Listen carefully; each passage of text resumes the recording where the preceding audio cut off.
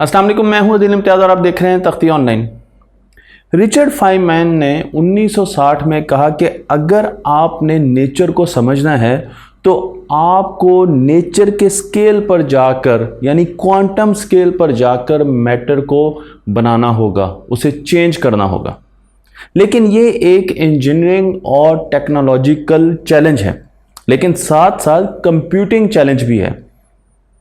अब वो दौर ज़्यादा दूर नहीं है जब हम ऐसी चिप्स बनाएंगे जो कि क्वांटम लेवल पर जाकर काम करेंगे, यानी बहुत छोटे लेवल पर, नैनो स्केल्स पर जाकर काम करेंगे।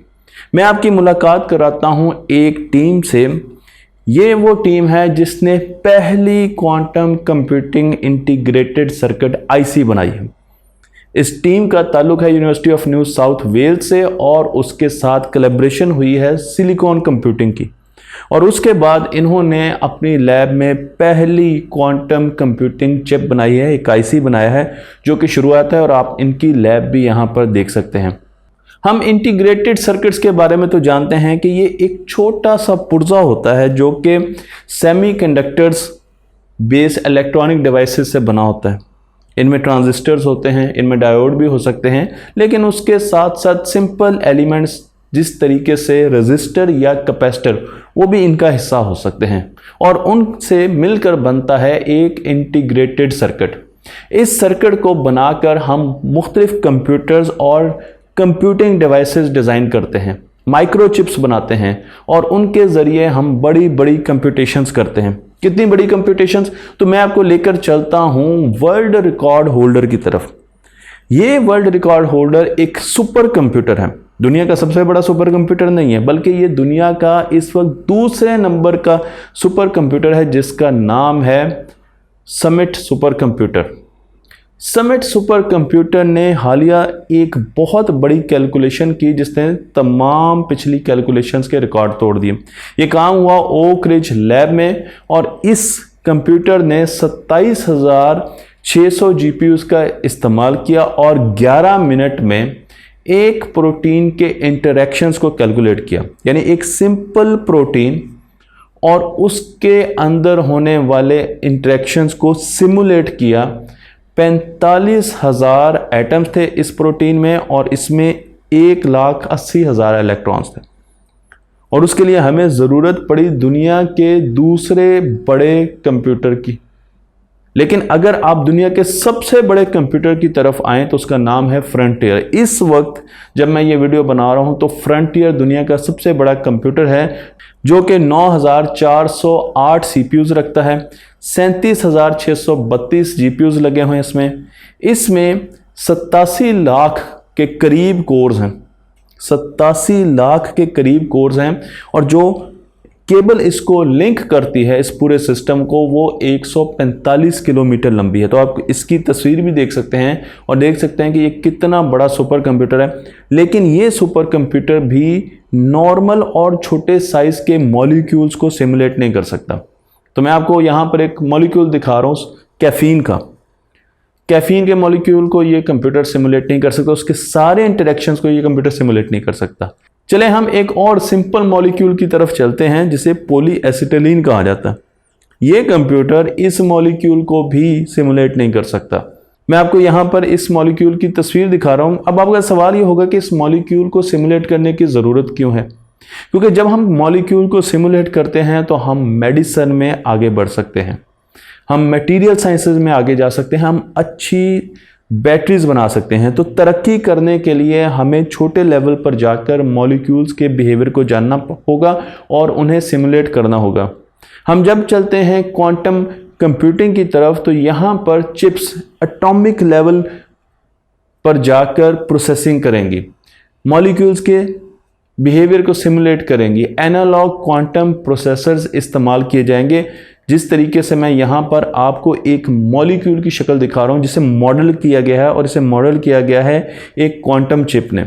ये क्वांटम चिप इसकी क्वांटम स्टेट्स को मॉडल करती है, इसके इलेक्ट्रॉन के, प्रोटॉन के, न्यूक्लियस के इंटरैक्शंस को मॉडल करती है।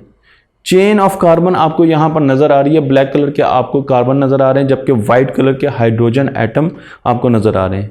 और इस मॉलिक्यूल को जो मॉडल किया गया है वो तस्वीर मैं आपको यहाँ पर दिखा रहा हूँ। ये वो चिप है जिसकी हम बात कर रहे हैं। इस चिप में, इस क्वांटम डॉट बेस्ड चिप में 10 सिलिकॉन क्वांटम डॉट्स का इस्तेमाल किया गया है। अगर आप क्वांटम डॉट्स के बारे में नहीं जानते तो मैं पूरी वीडियो बना चुका हूँ।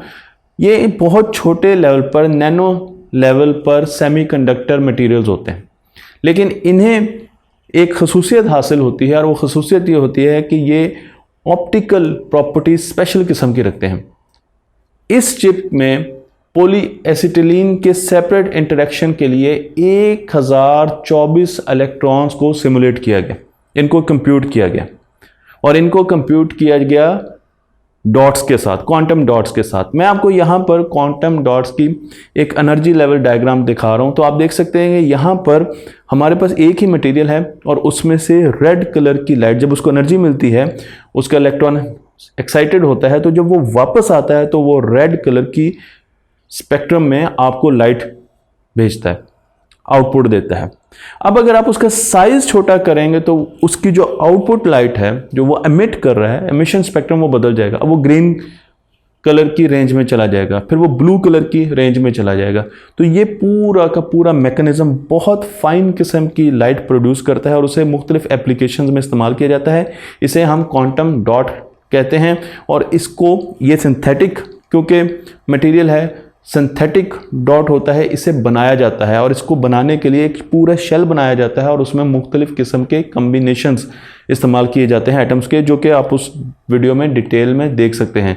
तो अब हम जा रहे हैं क्वांटम कंप्यूटिंग की तरफ और उसके लिए हमने पहली आईसी बना ली है जो कि एक संगे मील है, लेकिन अब ये एक्सपोनेंशियली ऊपर जाएगा, बहुत तेज़ी से ऊपर जाएगा और क्लासिकल कंप्यूटर्स को आहिस्ता आहिस्ता पीछे छोड़ जाएगा। अभी तो क्लासिकल कंप्यूटर इससे ऊपर हैं, लेकिन आहिस्ता आहिस्ता ये क्लासिकल कंप्यूटर्स को पीछे छोड़ जाएगा और ऑर्गेनिक और इनऑर्गेनिक मॉलिक्यूल्स को सिमुलेट करेगा। इसकी एग्जांपल मैं आपको इस तरीके से देखता हूँ कि हम अगर देखें कि हमारे कंप्यूटर जो आज हैं वो किस तरीके से इवॉल्व किए, वो किस तरीके से तरक्की की, ताकि हमें अंदाज़ा हो कि ये क्वांटम कंप्यूटिंग किस तरीके से सनतों में और हमारी लाइफ में आएगी।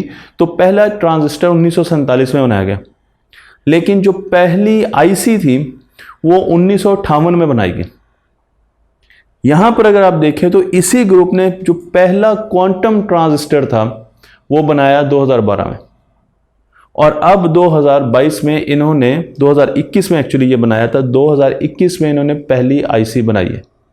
तो अब बड़ी स्पीड से हम एक्सपोनेंशियली नए मॉड्यूल्स की तरफ जाएंगे, कंप्यूटिंग की तरफ जाएंगे, कंप्यूटर की तरफ जाएंगे। क्वांटम कंप्यूटर्स जो कि अभी हम बना चुके हैं, हम उनको और ज़्यादा इम्प्रूव करेंगे और उनमें प्योर क्वांटम चिप्स का इस्तेमाल करेंगे और उसके ज़रिए क्वांटम कंप्यूटिंग की मदद से हम बहुत सी रिसर्च अपनी अच्छी कर सकते हैं और उसके अलावा स्पेस टेक्नोलॉजीज़ और बहुत सी एप्लीकेशन में भी इन्हें इस्तेमाल कर सकते हैं। तो मुझे उम्मीद है कि ये एक छोटी सी डिस्कवरी है, लेकिन इसका इम्पैक्ट क्योंकि बहुत ज़्यादा है और फ्यूचर में हमें पता होना चाहिए कि हम क्वांटम के रास्ते में कहाँ पर मौजूद हैं क्वांटम टेक्नोलॉजी में। तो आपको ये वीडियो पसंद आई होगी। तख्ते ऑनलाइन को लाइक कीजिए, शेयर कीजिए और इस इल्म को दूसरों तक पहुँचाते रहिए।